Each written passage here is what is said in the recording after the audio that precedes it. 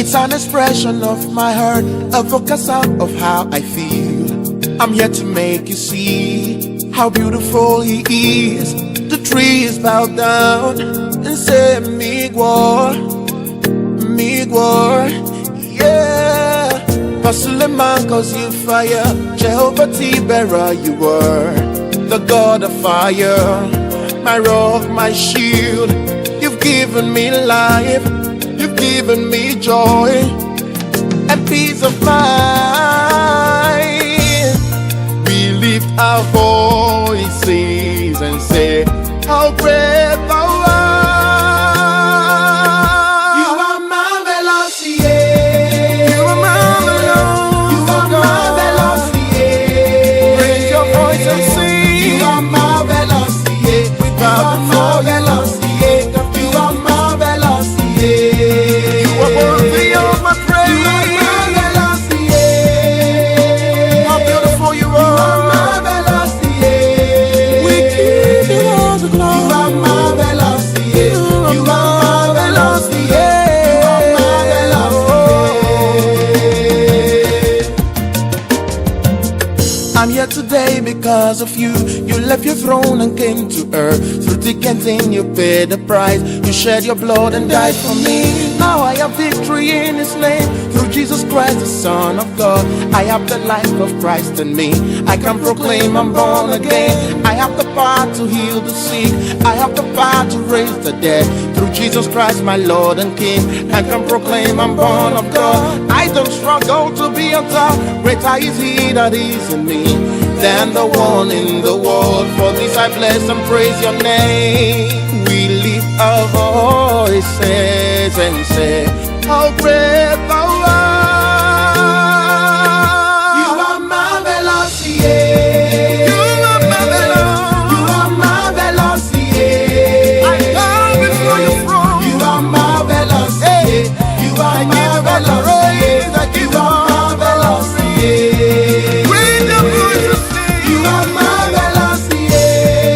Jesus is worthy to be praised. You are marvelous, yeah. We give the glory. You are marvelous, yeah. You are marvelous, yeah. You are marvelous,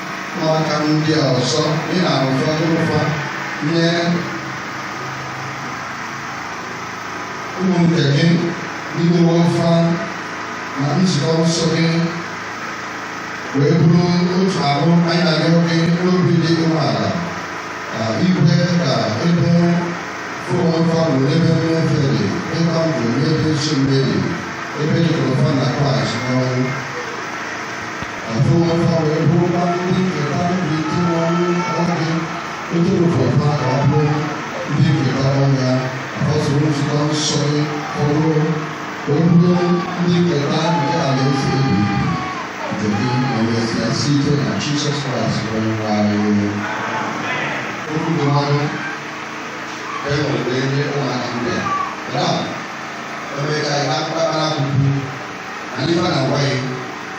Bessia, local enjoy Ekerova. Enjoy Ekerova, enjoy the inherit from our old parents, Adam and Eve. That about who go a full member of the body of Christ. Can you really go here? I may be I don't know. Can you really go here?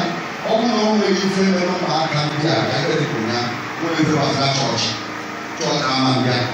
And the way you feel is very good. Church Amambia. A never a befitting burial, no place in the church. So if you have a full member of the church, and also a spiritual impact, meaning in their life today, we might have to understand what happened today. Sponsors, godfathers and godmothers, pastor, how for them to allow the very is saying there. So we go even in Nigeria, you go home and get the Anglican foundation. Let them remain Anglicans. Let them grow in Anglicans. We have given them a foundation as Anglicans. Very soon, I give them a certificate. Certificate given for all their lives, which are well organized by Federal Republic of Nigeria. So how am I going to go back to the Anglican doctrine? I said God I need for Jesus Christ on my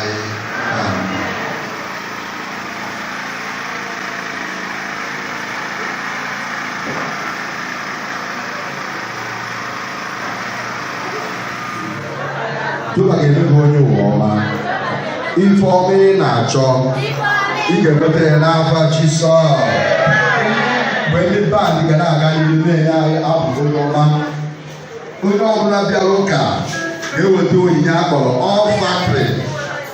All Factory bụ onyinye a na-enye iji wee gote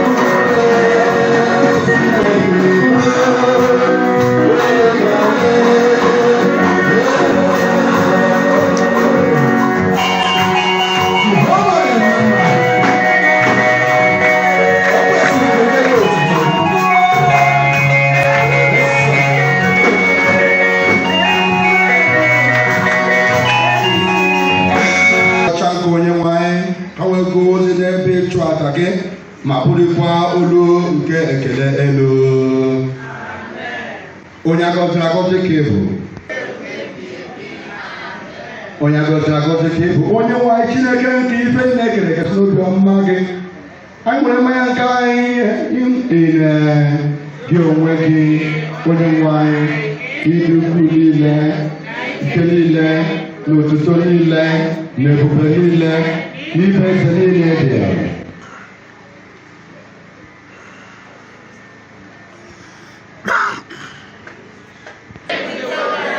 Ka anyị nye onye nwe anyị Chineke ekele.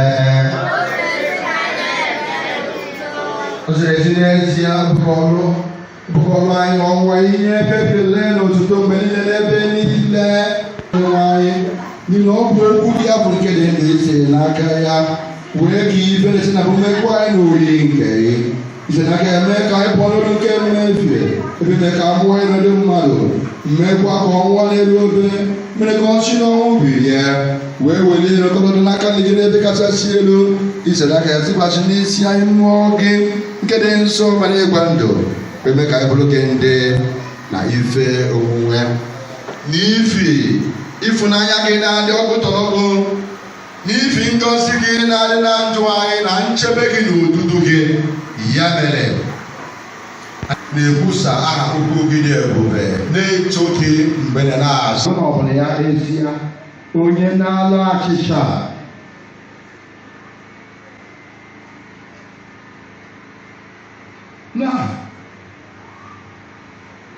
n'aka ndị iro ya onye na-alaghachi n'otu abalị ahụ nke adaghị n'aka ndị iro ya o wee nye gị ekele ọnyawa ya wee nye ndị na-eso ụzọ ya sị n'ala nọ dịkwanụ nke agbalụ m ka a na-enye n'ihi unu na-emenụ nke a ka unu wee na-echeta m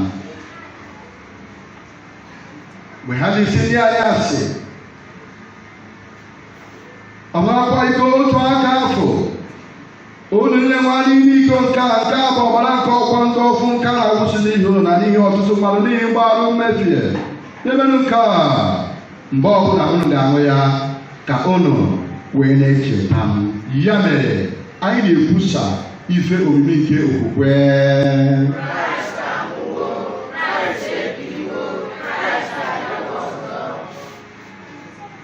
mbilite n'ọnwụ ya dị ike na ndigide n'igwe ya dị ebube ebe anyị na-ele na ọ ga-abịa ọzọ n'ebube anyị ji achịcha nke a na iko nke a na-eme emume otu aja afọ zuru oke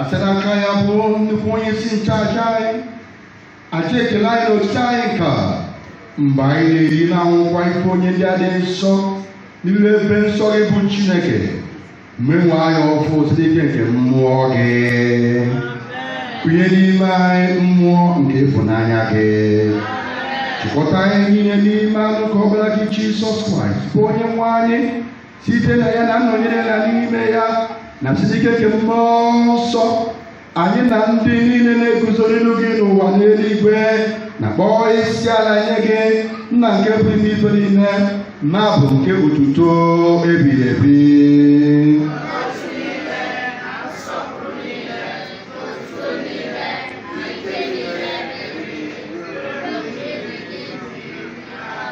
page 21 ọbara nke Kraịst debe gị ruo na ndụ ebighị ebi.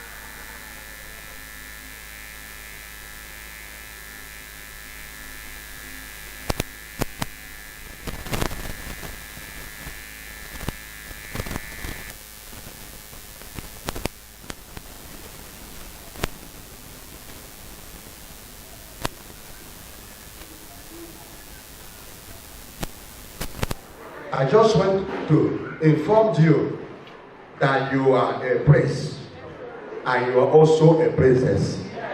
Makana onye na ya bụ eze bụ gịnị eze. Metu onye nọ na kwesịrị bụ ọ na-ịma na mbọ ọ dị eze. Ya doo gị anya na abụrụ ada eze. Abụ ọbara eze. Mgbe anyị nwụọ balance. Shalom n'akụkụ ka m tie balance. Ka m balance ya. Dịka m nwe eze, ị ga-abalansi n'afọ Jizọs. Ebe ị na-azụ afọ ị ga-abalansi. Ebe ị na-arụ ọrụ ị ga-abalansi. Ị ga-abalansi. Ọ bụrụ ibe ebe kụrụ ọtọ n'okwute ebe ya wee kwa. Onye na-ajụ gị ajụjụ, mgbe ị ga-adịrị siri ike.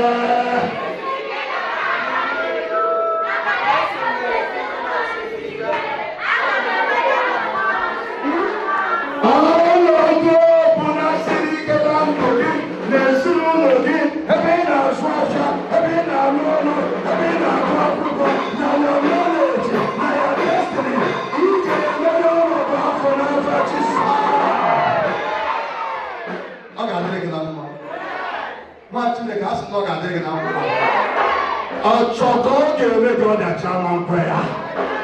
Ọchọkọ ga-eme ka ọ dacha ma nkwe ya. Onye na-esi anya si n'isi gị na-awa aja. Onye na-esi anya n'isi n'isi ụmụ gị na-awa aja. Onye na-esi anya si n'isi ụmụ gị na-awa aja. Ọ ga-eji nke ya wee chụọ. Ọ ga-eji nke ya wee chụọ. Ọ ga-eji nke ya wee chụọ. Anya gị na chi. Agbaka m mbọ bụ ego ndị ọnụ. Ọgayasinachi, Ọgayasinachi, Ọgayasinachi, Ọgayasinachi, ebe Ọgayasinachi, eluigwe ga-eme gị ọgaranya. Eluigwe ga-eme gị ọgaranya. Ife ndị isi na eluigwe ga-eme gị ọgaranya bụ nke a. Eluigwe ama nne mmadụ bụ onye yi. Hallelujah. Ife ndị isi na eluigwe ga-eme gị ọgaranya bụ nke a. Maka na eluigwe ama nne mmadụ bụ onye yi. Maka eluigwe nne mmadụ olụọgụ ụmụ nwaanyị a olụọgụ nwoke a ka ụmụ ya nọ n'obodo oyibo. Olulo ya ka oribe aka nwa. Olulo ya ya okwu bie n'okwu eluigwe ga-enye gị nke ihe. Andị ọmarịcha baba si ya baba biko ife ahụ chọrọ inye ụkọchukwu maka nne ya bababa eluigwe na-enye ya direct without consulting any personality, without consulting Federal Republic of Nigeria. He will give you your own direct, your own blessing direct, your own healing direct, your own prosperity direct. Receive your own, receive your own, receive your own, receive your own. If you receive your own, receive your children's own. You will receive every own of every member of your family. Wherever they are, wherever they are, wherever they are. Receive your blessings, receive your blessings, receive your blessings, receive your favor. In the name of Jesus. If you like I remember, I got you my word. I got my mentor. Thank you, Otto. Father, na ọ ga-enwe mmekọ ejima ka ọ bụ boys ma gbachie chọọchị na All Saints Anglican Church ugbo gbachie chọọchị ụwa gịnị ụwa asaa touch not my weapon and do my prophet no harm. Onye anyị fere ebe a ga-enwe ọfụma ọ kpatara ego ga-enwe ọfụma mana ọkpọ boys mana o nyere support ọ nọ na ọtọ ebe a sọsọ ife ọ sọpọtụrụ n'ego ka a ṅụọ nwa ya ife a ga-enwe ụbọchị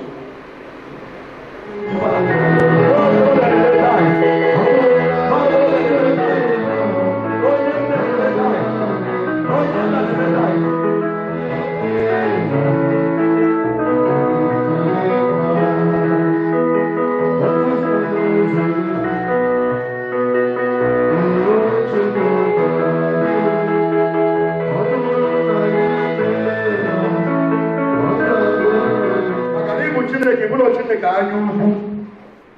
Ọ bụrụ na mmadụ eme biznes ifufe a ga-ekwu si kee ya 50-50 n'ochike maka gị nwa Chineke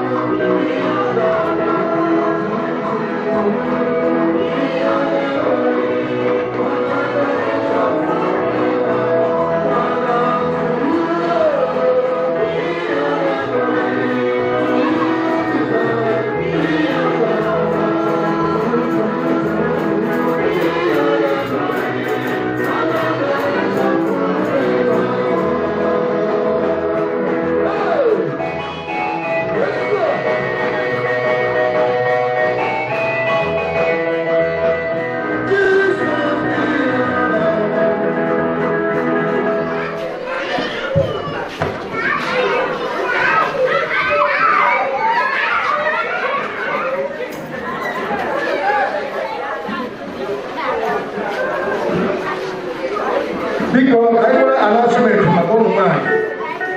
Agbasa ụmụ nwanyị na-echere enwere big meeting ụmụ nwanyị na-echere na agbasa gị.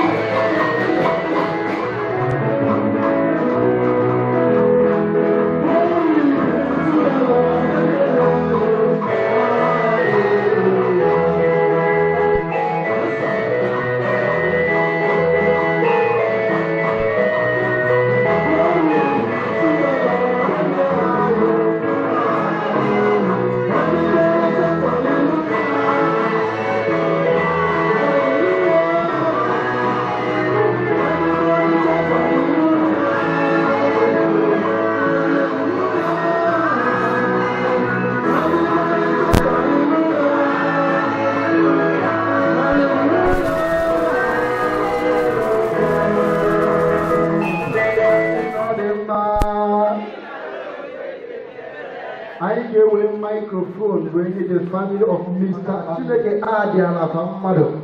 Even beyond son at church, Chineke, Fanya from Wamaloma, Afonwa, Afonna. Thank you. Praise, praise, praise, praise, praise, praise, praise, praise, praise the Lord. Hallelujah. Praise the Master Jesus. Hallelujah. You got to na princess of evangelist. You got to get an upper anointing. But all the anointing join the bottom. Hallelujah. Thank God for a day like this. May God bless you. In Jesus' name.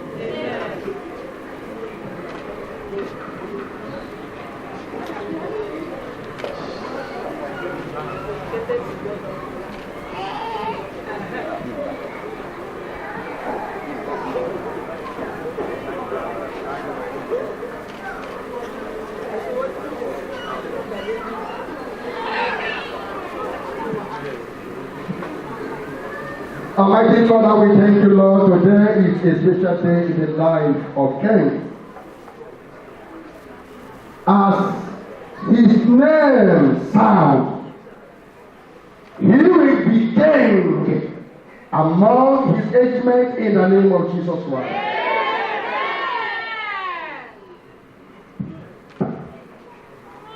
Upon the holy altar we lay you. We dedicate you upon this altar. It shall be well with you. Amen. It shall be well with your destiny. Amen. It shall be well with your future. Amen. I prophesy. Your destiny will be greater than every other person's destiny in the name of Jesus. How can I give you everyone? No man picture. Abuna mali na bu senator. Abuna mali na bu governor. Abuna mali na bu president. Abuna mali na bu multi-billionaire international personality dictator. I prophesy. One of these will happen in your life in the name of Jesus Christ. You are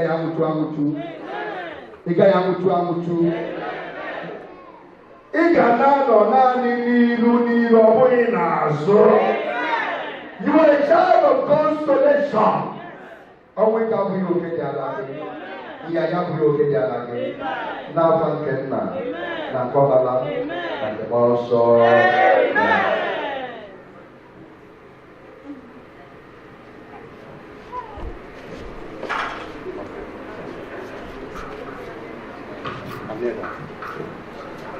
The family of Mr. and Mrs. Felix Chukwumogu, your goodness and your mercy will never depart in this home in the name of Jesus. Amen. Ako punaga to na ako agaga bomo. Ayo punage leo na ayo cho anya ge musisi no. Unwo punaga gali cho.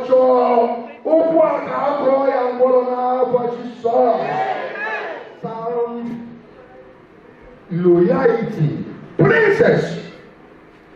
As a princess, you will always remain on a glory of a princess all the days of your life in the name of Jesus. Felix, it shall be well with you.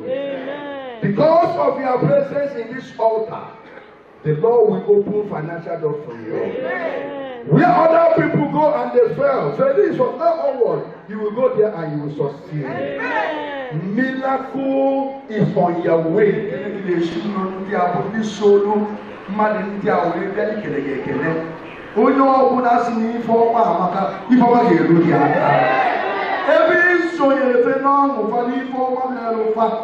Chukwu bụ Chukwu na-afụ n'ife na-afụ na nzuzo. Ọ ga-ele gị anya n'obi. Ife ọma afọ ị na-achọsi ike. Chukwu ga-elere gị ya n'afa Jisọs. n'aka nchebe na amala nke Chineke ka m na-ala ya unu nye ka Chineke gọzie unu ka Chineke mee ka naanị ife ọma na-eme na ndụ unu kwa n'afọ nke nna na nke ọbala na nke mmụọ nsọ onye nwe anyị na nyere unu. My spirit say I should tell you, you will partner with me in this church. You will partner with me. I will be joyful. Now forget to lie in our coca. I'll go to at least 2 times in a month. I'll be so much happy. Your presence gives me joy. My spirit accepted you and everything about you. I'm happy. May God bless you. Princess, we need princess loyalty and presence in this church. Okay? Any altar of premature death, any altar of failure, whatever altar from the pit of hell, projected higher, that altar of failure, that altar of financial difficulties, that altar of financial crisis, every altar, they are not for you. They are fighting for every evil altar, whether you are sinners, whether you are glory, whether you are altar. It's not your portion. It's not your portion. You shall rather. No evil, no evil. We come upon you. We come upon you. In the name of Jesus. Chineke anyị dabere n'ukwu obe. Anyị dabere n'ukwu.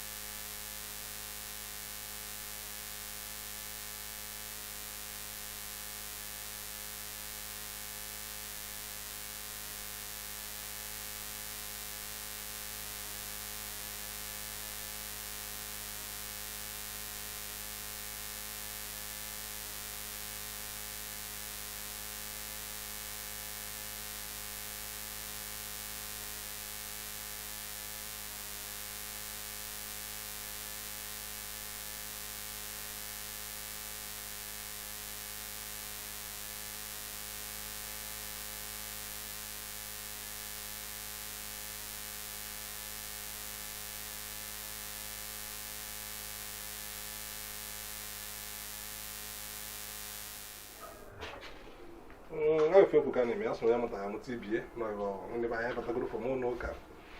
If I got where the kids want to do preaching, that's not reason. And I'm making a ring no do working. You don't delay him now. No. I life never know a kid, but I don't know cabbage the kids, the new person, but I new my scam for an kind of 2 age.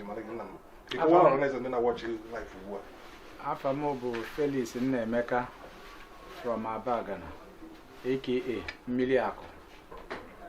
mmiri aga ka na-eri n'ụbọchị taa enebụ m anya fụ ka ihe niile yi na-arụ na nwa m do preaching starting from your head to toe enwesịka m ọtụtụ obi dị n'ụbọchị taa nwa anyị jiche wee bata na the new person bata na ya home obi dị m aṅụrị amụrụ m ekwu mana ekene m Chukwu na ndị ọdịnala otu fasi wee du anyị jee nata n'udo na-agwa mfasị na mmiri ya ezo na Fraịde ka m kwuru ya sị na mmiri ya ezo nke dị iche anụ ya ezo ụwa niile na mgbe a mụrụ nne m na mmiri ezo so mmiri a wee ezo nwekwa 11 o'clock jee jụọ ndị na-esi nri sa 11 o'clock ebe niile ere n'oju n'ọmụnwa bụ mmiri na-enyere ncha aka mmiri akụ general ọ bụ ndị prọfet maka eze jiri enwe prọfet n'obodo na mike na-eri nye n'udo preacher anwesịkara ebere preaching na-ebere ndị na-achọ nwa ndị na-achọ ka mmadụ bata na abịa n'ihu maka afọ ya kere ebere na-ekpebesi from today ihe ọbụla ikpe bido bụ onye isi ezinụlọ ọbụla ndị na-achọ ihe dị otu na n'ụbọchị taa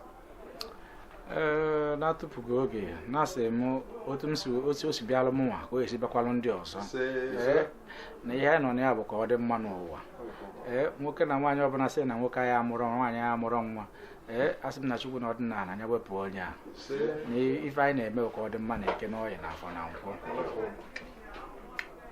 na mmadụ mekene eri nne kedu enwe ndị na-ekene ozi ekele n'ụbọchị taa ndị so wee gaa na chọọchị wee jede tiketi ma na-aga asịgo na abaghị emeche aratakọbakọ ihe ndị na-enye ozi ekene ana m ekene ọha na eze ndị dum wee jee ndị ma chairman anyị ma ndị vice ya na secretary na ndị otu ya niile na ndị abaga na ndị ka ya abịa na ndị be nwunye m fa na ndị ọha na eze ka ya abịa ana m ekene fa Chukwu duru fa ma ndị esi Abuja ma ndị batagwo ndị ka na họteelụ ka m na-asị ka Chukwu gbaa afọ ume 1 o'clock n'ọseti na mike na-eri nne n'udo preacher kedu aha ibụrụ nwa gị maka ị na-anya iwe mee na chọọchị taa ịma na odogwu ka ọ bụ na onye wutere onye William Van afia bụ Kings the Kings Nzako n'Obi Kings Nzako n'Obi ife ọ bụ na manya adọbụrụ ihe mike na-eri nne ka obere oge ihe aka ga-eme akarịke obere ego ọseti ọgbọ eju mmadụ aza ka eze azụ erigbo erizi ebe a na-ekpe ekpere ka ọ bịa mike na-eri nne mmiri akụ chief gbalatụle dibịa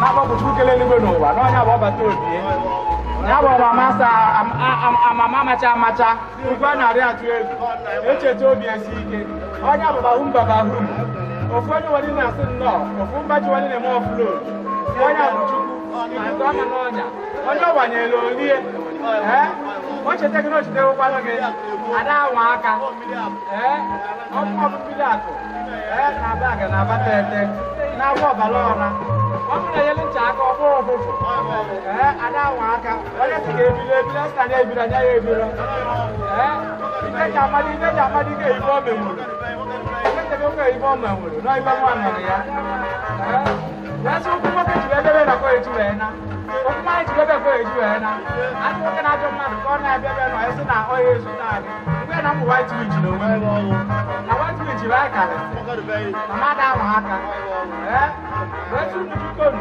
onye ọbụla dị alụ na Chukwu n'eluigwe nọrọ ya n'ụlọ okwu iji bịa gị ga-eji wee na ife ọbụla iri ebe ya balụ gị balụ gị nọ balụ gị na balụ gị na na-ekene ndị niile bịalụ ndị be ndị nwunye mkpa ndị ọha na eze ndị bịalụnụ mekene nna m bịalụnụ onye na-akwụdolu m n'azụ Reverend Fada na-adị ekwe ka ifele mee m mgbe anyị na otu bọyị na-ebi bọyị n'abalị ọza m ya na nwunye bụlụ ọlọ m na nwanne m nwaanyị nji wee melụ nne bụ nne ka nne n'ọnya nọ n'iru m ya bụ nke yi yelo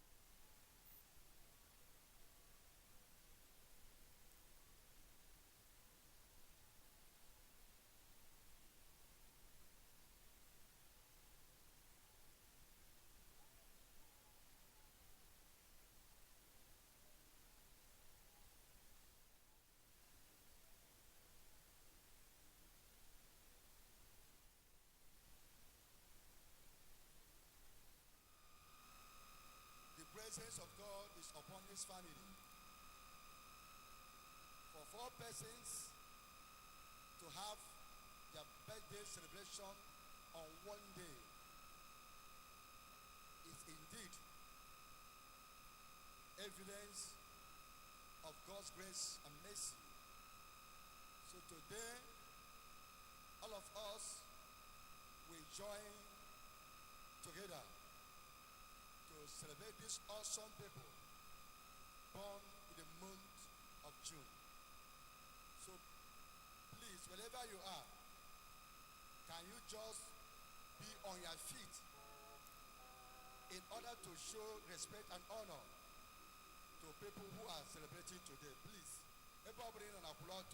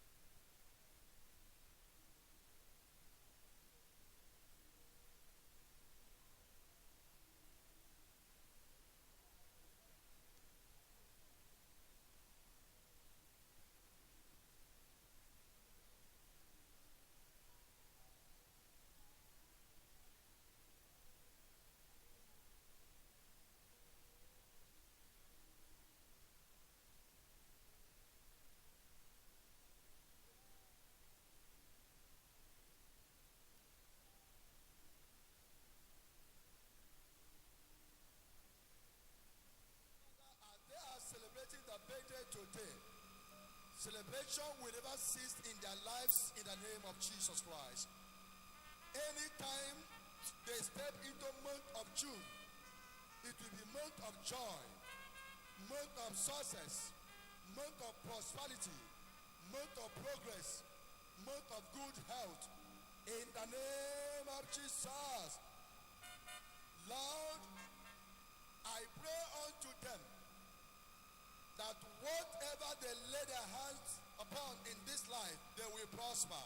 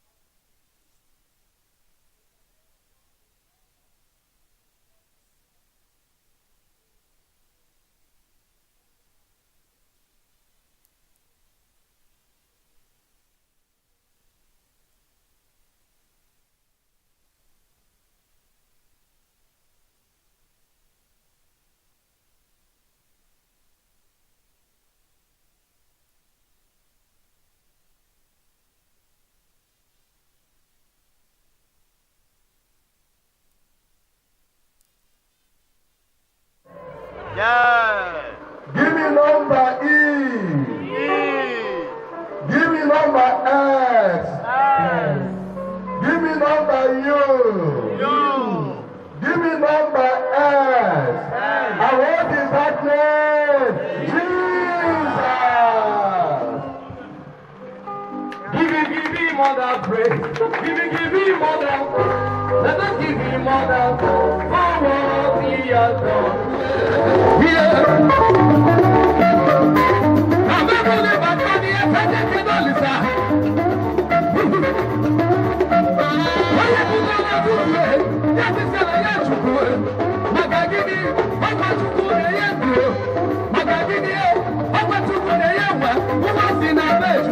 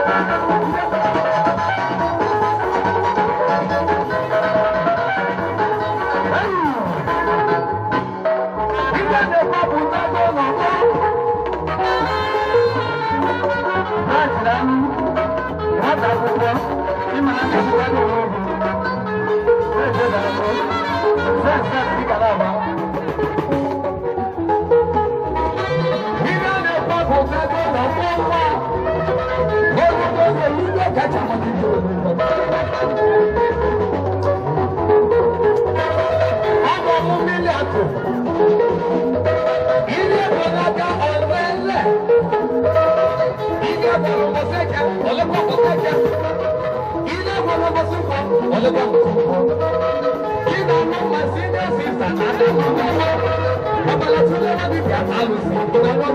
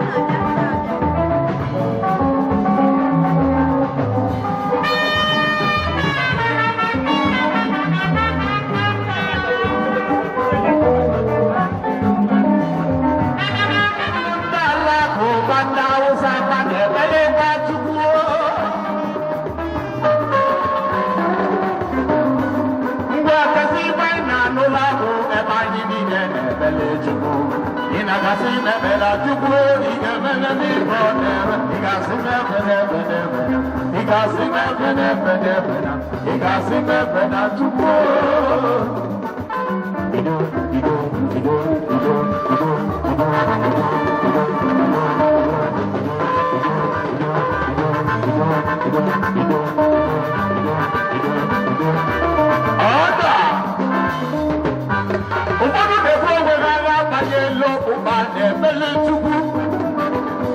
Wetezono ubetugu si na mwogonye biri malugo umo wa rapo no ka ikele tugu rapo lo tugu ndo ba tugu fo ya we ni be ono wa ke bulo ba ke bulele baga kolela gogo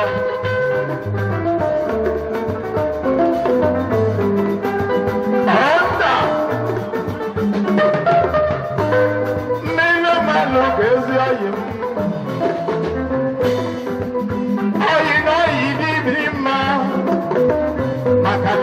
Oye de na mo wa ko we na ri anya ni o me ko ta mo be ku te go me ko ta gi ni ku ta e wa mo pa ni e me ni o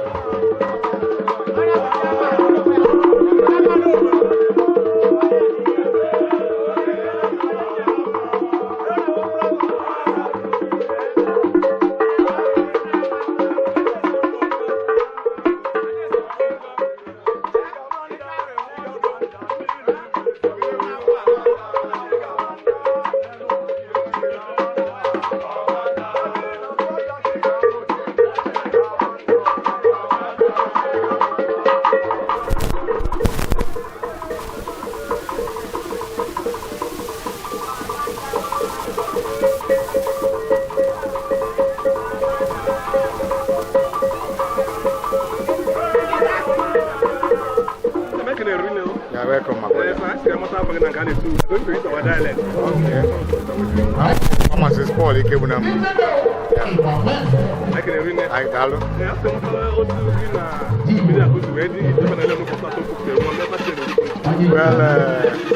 give us a group and a million ways we can work and go customer. Always go money and them off. So whether we're going to send it for my area. What's Nanga, I'm going to look at the area. I only live for me for my area. Why I can be out.